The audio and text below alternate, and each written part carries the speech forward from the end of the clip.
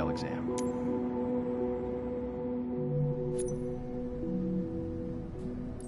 Here you can see all the different certifications you can pass throughout your career.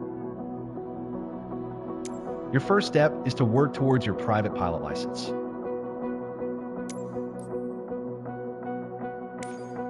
All the training lessons you'll need to pass the PPL exam are available here. Make sure you're comfortable with these before taking the exam.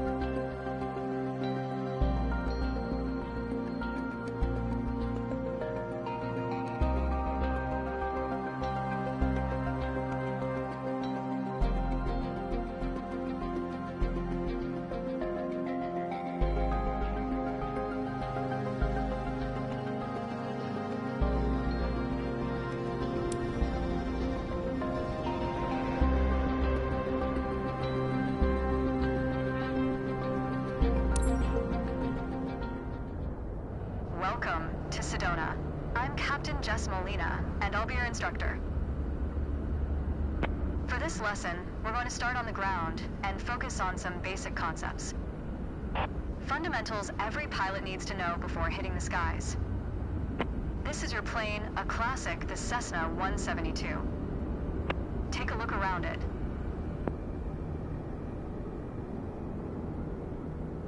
In the simulator, anytime you want, you can easily switch to cursor mode.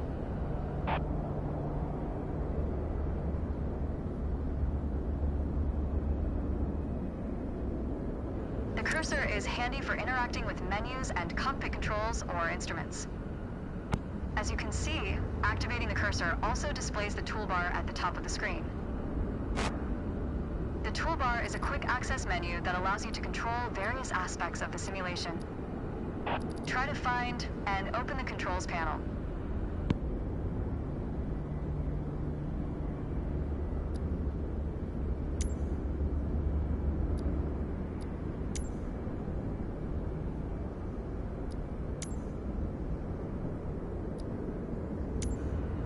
The controls panel is a useful reminder of the button layout for the devices you're currently using. Now try to find and open the camera panel in the toolbar.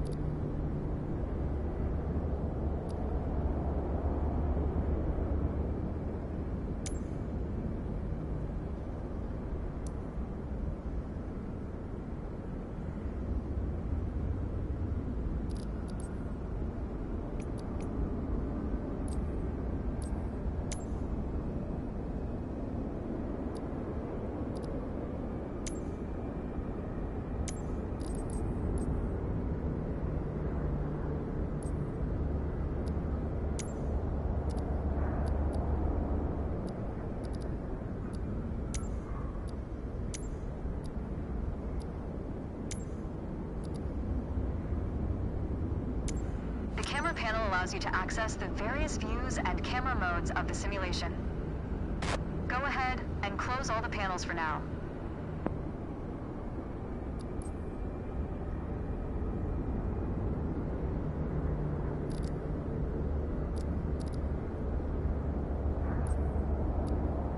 Right now, we are in the external view mode. Let's switch to cockpit view next. In front of you is the yoke, the primary means of controlling the aircraft. In the simulation, you will be controlling the aircraft with your peripherals of choice. So, let's hide the yoke for now.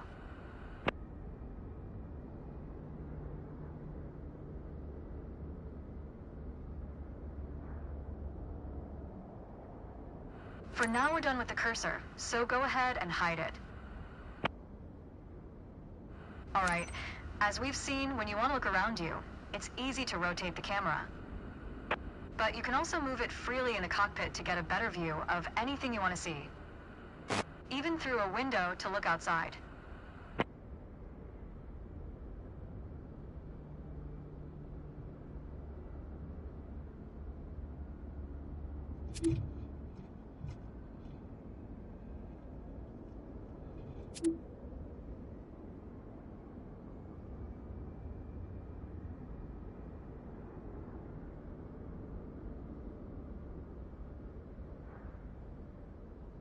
Now, reset the camera to its original position.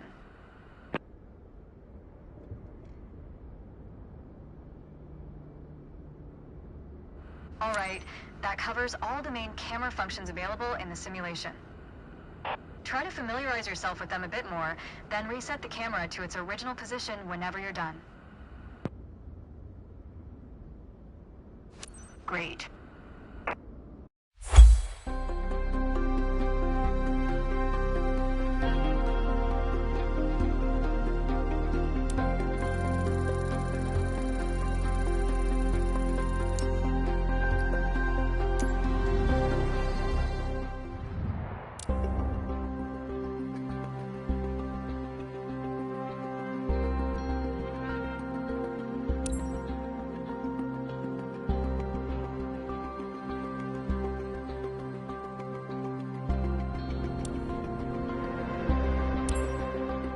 Let's get you familiar with the aircraft, a Cessna 172, and a few commands to navigate it through the skies.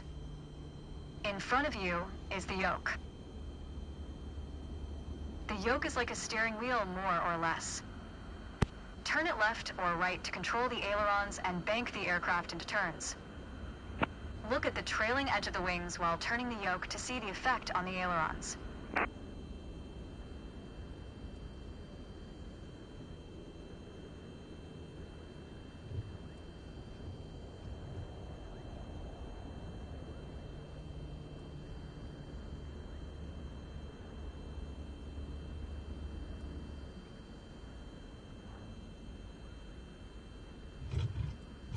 Okay. Now, the difference between the yoke and a steering wheel is you can pull or push on the yoke. This controls the elevator at the back of the aircraft to make it climb or descend. Look at the horizontal stabilizer while you pull on the yoke. You can see how it affects the elevator.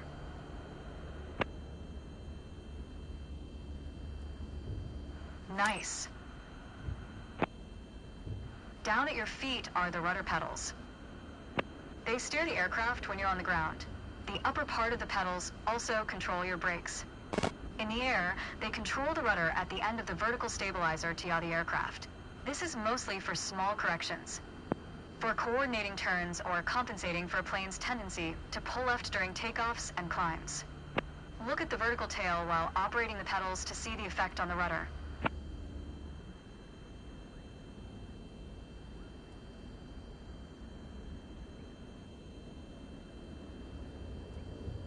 Great. Last but not least, the throttle is located near the center of the cockpit. Pushing forward will increase power, pulling back will decrease power. First, look at the throttle and select it.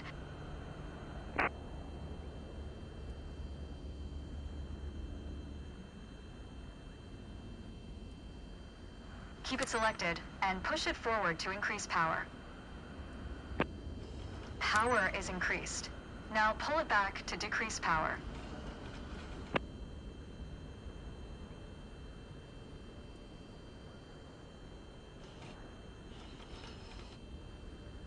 Power is decreased.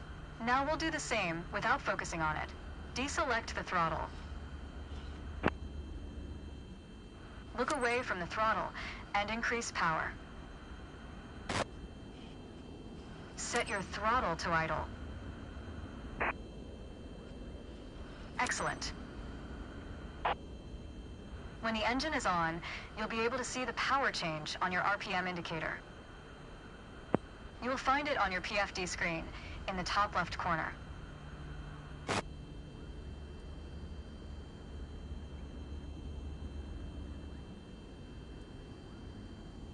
This tells you how fast the engine is spinning in hundreds of revolutions per minute. Next, take a look at your current speed on the airspeed indicator. It's on the left on your PFD screen.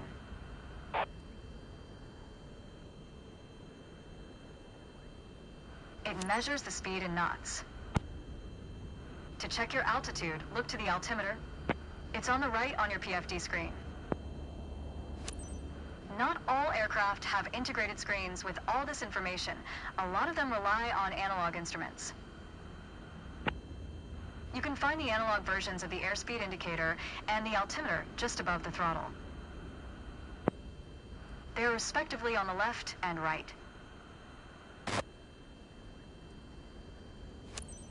The analog altimeter has 3 hands similar to a clock. The long, thick pointer indicates 100-foot intervals. The short, thick one is 1,000-foot intervals, and the long, thin one counts 10,000-foot intervals. That's all for today. Next time, we'll see how it feels in the air.